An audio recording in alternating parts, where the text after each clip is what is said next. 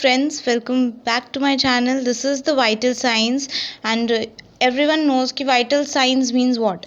कि very important the signs or the symbols through which we can know that our body is functioning well, right?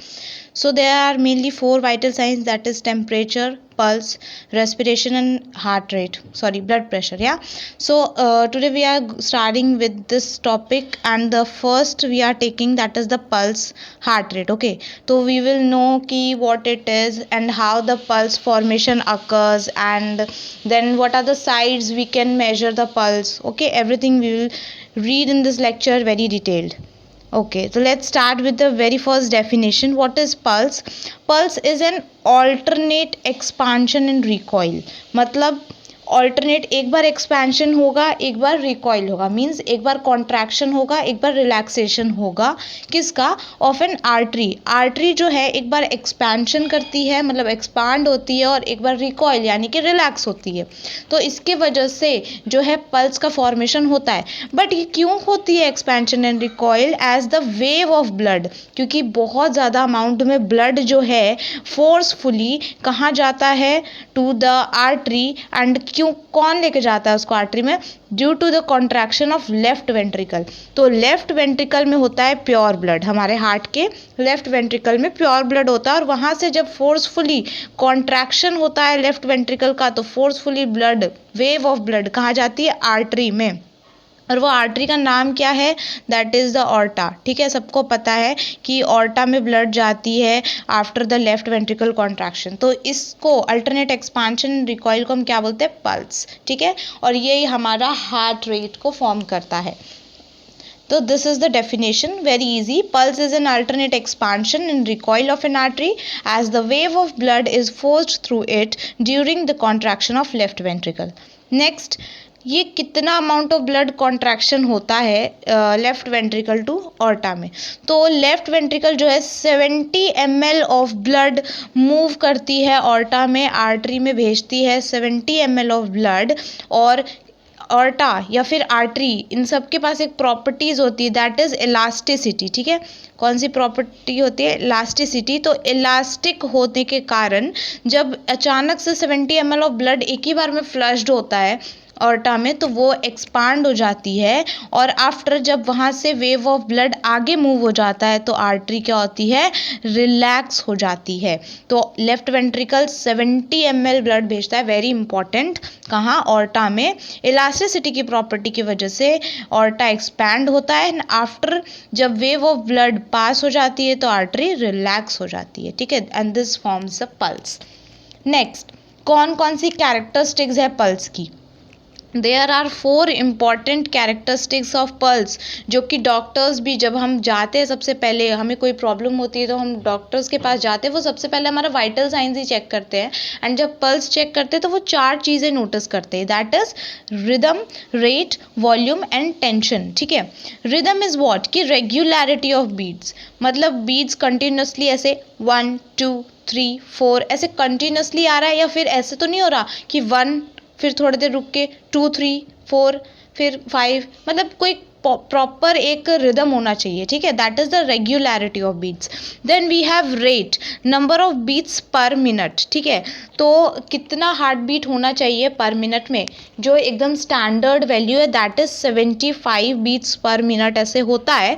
ठीक है, तो इतना ही होना चाहिए, मतलब 70 to 100 के बीच में इसकी जो होती है मूवमेंट होती है. और रेट डिपेंड इस बात पे भी करता है कि अगर आप फिजिकल एक्टिविटी करके आए हो तो रेट ज़्यादा होगा, अगर आप रेस्ट की कंडीशन में हो तो रेट एकदम कम होगा, आफ्टर ईटिंग रेट ज़्यादा होता है. तो ये सारी चीज़ों पर डिपेंड करता है.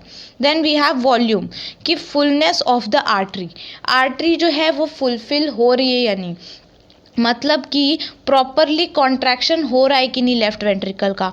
70 ml ब्लड ही तो आना चाहिए ना. कहीं अगर 40 ml आएगा तो हमारी जो पल्स होगी वो वीक होगी. क्यों वीक होगी? क्योंकि थोड़ा सा ही इलास्टिसिटी, थोड़ा सा ही एक्सपांड होगा वहाँ पे हमारा आर्टरी, थोड़ा सा ही रिलैक्स हो जाएगा, तो हल्की हल्की सी बीट सुनाई देगी. तो 40 ml अगर 70 ml की जगह 40 ml होगा तो फिर हमारी पल्स वीक होगी. तो वॉल्यूम अगर पूरा पूरा होगा तो वह पल्स जो है है वो स्ट्रॉन्ग सुनाई देगी। Then tension, that is the degree of compressibility, कि आर्टरीज के पास जो इलास्टिसिटी की प्रॉपर्टी है वो प्रॉपरली वर्क कर रही है कि नहीं। ऐसा तो नहीं कि उसमें से ब्लड पास हो रहा है फिर भी आर्टरी जो है वो एक्सपांड ही नहीं हो रही। फॉर एग्जाम्पल, अगर एक पाइप है, आप न्यू पाइप लेके आते हो, वाटर पाइप, उसमें से वाटर पास करते हो तो आपको दिखेगा कि हाँ थोड़ी सी एक्सपांड हो रही है जब उसमें से पानी जा रहा है। तो हाँ, पानी नहीं जाएगा तो वैसे चिपक सी जाती है, राइट, और पानी जाता है तो वो फिर से फूल जाती है, वो इसकी इलास्टिसिटी की प्रॉपर्टी होती है। बट अगर कंटिन्यूसली अगर हम उसे सनलाइट में छोड़ देते हैं तो क्या होता है, वो बहुत ज़्यादा टाइट हो जाती है, रिजिड हो जाती है, और उसके वजह से उसकी एबिलिटी जो है वो ख़त्म हो जाती है, टेंशन ख़त्म हो जाती है, ठीक है, और वो एक की जैसा पत्थर की तरह टाइट हो जाता है। That is the tension, that is the degree of compressibility. Okay, तो ये 4 इंपॉर्टेंट कैरेक्टरिस्टिक्स है which you have to know. Then site of pulse, हम बोल रहे हैं पल्स, बट हम कहाँ मेजर करेंगे अपनी बॉडी में, हम कहाँ पल्स चेक कर सकते हैं। तो there is not only a single thing, बहुत सारी ऐसी साइट्स हैं जहाँ पे हम पल्स मेजर करते हैं, बट द मोस्ट कॉमन जो है ये स्टार्टिंग की 2 है, that is the radial and carotid pulse. ठीक है, रेडियल पल्स कहाँ होता है, हमारे हाथों में होता है, रिस्ट पे जो हम पल्स मेजर करते हैं that is the radial pulse. जो थंब के साइड में जो बोन होता है, आपको पता है, ये फॉर एग्जांपल ये आपका हैंड है, ठीक है, और ये थंब है, तो थंब के साइड वाला जो बोन होता है इसे हम बोलते हैं रेडियल बोन, और इधर जो बोन होता है इसे हम बोलते हैं अल्नार बोन। तो ये जो थंब के साइड वाला जो बोन है, रेडियल पल्स वहाँ पे हम फील कर सकते हैं, एंड जो इसके ऑपोजिट वाला है that is the ulnar pulse. Ulnar pulse बहुत ज़्यादा वीक होता है क्योंकि वहाँ पे मेजर आर्टरी नहीं है, बहुत ही हल्का हल्का सुनाई देता है। तो अल्नार पल्स भी एक साइट है, but most commonly radial pulse को ही मेजर किया जाता है। दूसरा कैरोटिड पल्स, कैरोटिड पल्स कहाँ है, तो आपको बता दें ये नेक है ना आपका, तो नेक के यहाँ वाले रीजन में, ये आपका फेस स्टार्ट है तो नेक के यहाँ वाले रीजन में साइड में थोड़ा, अगर आप 3 फिंगर्स ऐसे पुट करोगे तो आपको वहाँ पे अपना कैरोटिड पल्स सुनाई देगा, और ये बहुत स्ट्रॉन्ग पल्स होता है। ये डॉक्टर्स यूज़ करते हैं जब पता लगाने के लिए कि पेशेंट इज़ डेड और नॉट, तो कैरोटिड पल्स का यूज़ किया जाता है। ठीक है, third is the brachial pulse. Brachial pulse कहाँ पे होता है, ये आपका हैंड है, ठीक है, ये आपका हैंड है, ये फिंगर है, तो यहाँ पे जो टर्निंग पॉइंट होता है ना आपका हैंड का, तो यहाँ पे आप फील कर सकते हो ब्रेकियल पल्स। ब्रेकियल पल्स हम क्यों फील करते हैं, ऐसे कॉमनली फील कर, स्टेथोस्कोप से बहुत अच्छा सुनाई देता है ब्रेकियल पल्स, और ऐसे हम फील करते हैं अगर हमें आर्टरी में से ब्लड लेना हो, ठीक है, आर्टरी में से ब्लड सैंपल लेना हो तब हम ब्रेकियल पल्स फील करते हैं। ठीक है, और एक और पल्स है that is the femoral pulse, ये भी हम तब फील करते हैं जब हमें आर्टरी में से ब्लड लेना हो। फीमोरल मतलब थाई अपर थाई रीजन में हमें ये फीमोरल पल्स फील होता है, ग्रॉइन एरिया में। ठीक है, कहाँ पे, ग्रॉइन एरिया में हम फील करते हैं फीमोरल पल्स, हमें आर्टरी ब्लड कलेक्शन करना हो तब हम ये लेते हैं femoral pulse. Then we have temporal pulse, temporal bone होता है, टेम्पोरल लोब हमारे ब्रेन ऊपर हेड में होता है, साइड एरिया में, ईयर के पास, तो वहाँ पे हम फील करते हैं, जहाँ से हम हमारा हेडेक होता है तो हम साइड में टच करते हैं ना कि बहुत सर दर्द हो रहा है, तो वही जो पार्ट है वही टेम्पोरल पल्स है। Then we have popliteal pulse. Popliteal pulse means for example ये आपका थाई है, ये आपका यहाँ पे हो जाएगा नी, और ये आपका आगे का जो लेग है दैट इज, ठीक है, तो आपका जो ये नी वाला रीजन है इसके बैक साइड, ठीक है, बैक साइड एकदम सेंटर में आप देखोगे तो वो पॉप्लिटियल पल्स वहाँ पे फील होता है। Then we have posterior tibial and dorsalis pedis pulse. ये जो पल्स है ये हमें एंकल में, ये ऐसे हमारा पैर है तो ये जो एंकल रीजन होता है ना यहाँ पे हमें फील होता है ये डॉर्सैलिस पेडिस। एक और इम्पॉर्टेंट पल्स होता है that is the apical pulse, या एपिकल भी बोलते हैं बहुत लोग। ये पल्स हमें कहाँ फील होता है, just below the nipple region हमें ये पल्स फील होता है, एंड ये जो है ये हार्ट का जो एपेक्स वाला रीजन है, ठीक है, वहाँ पे ये फील होता है, इसलिए एपिकल पल्स। ओके, तो these are the important pulse. Most commonly है radial, carotid, then we have femoral, okay, brachial, ये 4 जो है बहुत मोस्ट कॉमन पल्स है जो हम यूज़ करते हैं, and one of them is apical pulse also. जब डॉक्टर आपका यहाँ पे स्टेथोस्कोप लगा के चेक करते हैं तो वो ये एपिकल पल्स यूज़ मतलब एपिकल पल्स को मेजर करते हैं, ठीक है। पल्स मेजर कैसे होता है? The simple answer is stethoscope, right. हम हाथों से भी कर सकते हैं, रेडियल पल्स ये सब हाथों से, बट एपिकल पल्स करना हो तो, ठीक है, हम हाथों से नहीं करते, तो उस टाइम हम स्टेथोस्कोप का यूज़ करते हैं। ये प्रॉपरली हियरिंग के लिए अच्छा होता है, ठीक है। तो स्टेथोस्कोप के पार्ट्स जो होते हैं वो बहुत इंपॉर्टेंट होते हैं, पूछे जाते हैं। तो ये सबसे ऊपर जो ये ब्लैक ब्लैक पार्ट दिख रहा है that is the year tips, क्योंकि इसे हम ईयर में लगाते हैं तो ईजिली याद हो जाएगा, ईयर टिप्स। ये जो स्टेनलेस स्टील का जो पार्ट दिख रहा है that is the aural tube. क्या है? Aural tube, AURAL, aural tube. फिर ये जो ब्लू पार्ट जो यहाँ से स्टार्टिंग है इसे हम बोलते हैं ट्यूबिंग। क्या बोलते हैं? ट्यूबिंग। फिर ये जो लास्ट का जो पार्ट है ये बहुत इंपॉर्टेंट होता है। इसमें जो ये ऊपर का पार्ट है इसे हम बोलते हैं बेल, और नीचे का जो पार्ट है इसे हम बोलते हैं डायफ्राम, ठीक है। Bell and diaphragm. ये जो ऊपर का पार्ट है इसे हम चेस्ट पीस भी बोलते हैं, ठीक है। तो this is the whole about a stethoscope. Then we have factors affecting pulse, जो कि बहुत इंपॉर्टेंट पॉइंट बनता है। ऐसी कौन कौन सी चीज़ें हैं जो पल्स को डायरेक्टली अफेक्ट करती है? तो फर्स्ट हमारा यहाँ पे एज। एज कैसे अफेक्ट करता है भाई पल्स को? तो एज ऐसे अफेक्ट करता है कि फीटल जो हार्ट रेट होता है, फीटल जो छोटे वूम्ब में जो बेबी है उसका जो हार्ट रेट होता है वो approximately 140 to 150 beats per minute होता है। आप सोच सकते हो इतना ज़्यादा, बट मैंने आपको क्या बोला था, नॉर्मल जो है वो 70 to 100 होता है, ठीक है। तो जो मैंने आपको बताया वो एडल्ट का था। एडल्ट में 70 to 100 हमें देखने को मिलता है नॉर्मल हार्ट रेट। और उसके बाद ओल्ड एज में कितना हो जाता है? 60 to 70 हो जाता है। तो आप देख सकते हो फीटल में इतना ज़्यादा था, एडल्ट में 70 to 100 और फिर ओल्ड एज में 60 to 70। तो एज के हिसाब से क्या हो रहा है? कम होते जा रहा है हमारा पल्स रेट। तो एज जो है हमारे पल्स रेट को धीरे धीरे कम करते जाता है। और ओल्ड एज में इतना कम क्यों हो जाता है? Due to degenerative process. Then we have sex. Gender में ऐसा कैसे हो सकता है? तो ऐसा इसीलिए होता है, फीमेल होगी तो उसका हार्ट छोटा होता है, ठीक है। फीमेल का जो हार्ट साइज है एज कंपेयर टू मेल वो छोटा होता है, राइट। तो फीमेल में क्या है?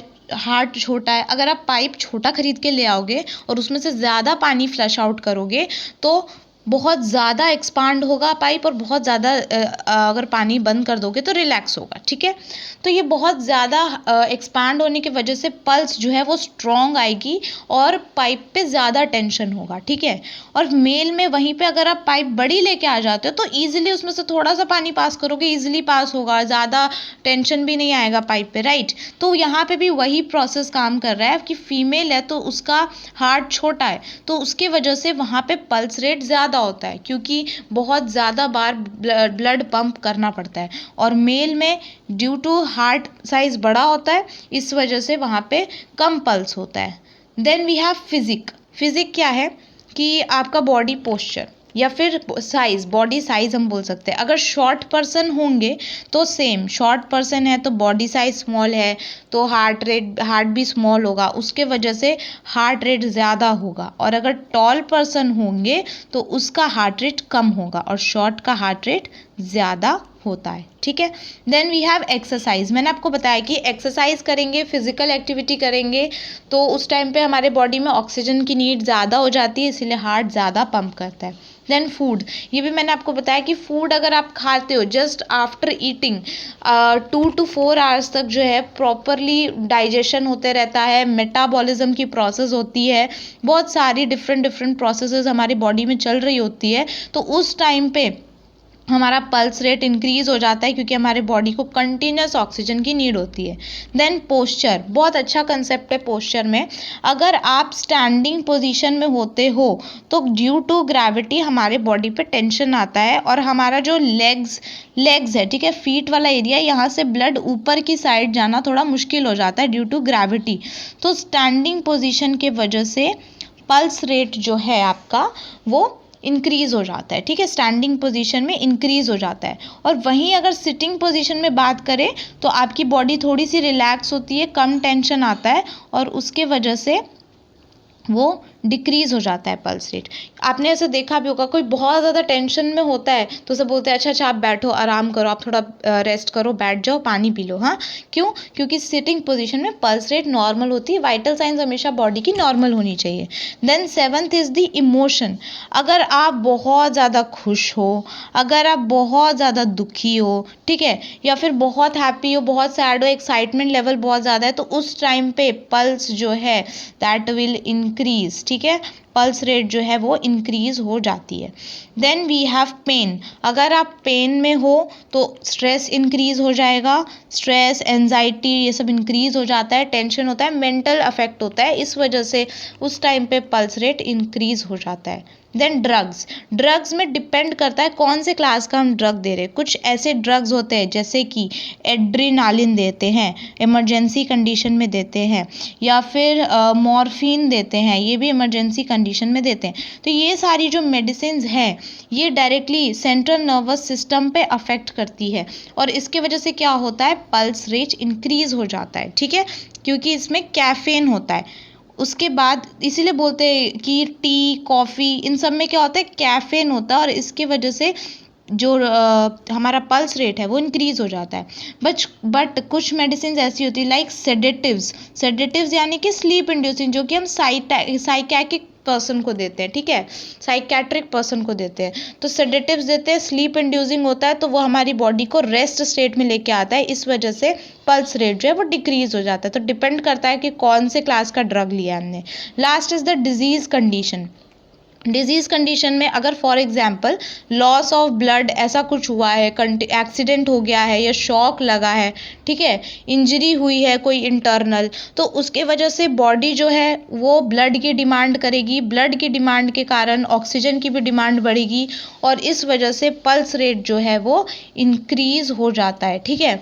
लेकिन वहीं पे आपको एक एग्जांपल देते हैं, टाइफॉइड की कंडीशन में कई बार पूछ लिया जाता है कि क्या होता है, पल्स पे क्या अफेक्ट होगा। तो टाइफॉइड की कंडीशन में पल्स रेट इंक्रीज हो जाता है हमेशा। और टाइफॉइड किस वजह से होता है, एक बैक्टीरिया है that is the Salmonella typhi, ठीक है, सैल्मोनेला टाइफी की वजह से ये डिजीज़ कंडीशन होता है। And the simple thing is कि ये कंटामिनेटेड फूड एंड वाटर की वजह से होता है, ठीक है। तो these are the factors that affect the pulse directly. Okay, so this is the video. I hope you guys like this video. I hope the concept is very much clear about the definition, the stethoscope, the size and the pulse, जहाँ पे आप measure करते हो, कहाँ कहाँ पे pulse measure कर सकते हैं, ये सब। Thanks for watching. Don't forget to like, share and subscribe to my channel. अब तो videos continuously आने वाली है. Please just like the video, subscribe and share to the friends who are waiting for that.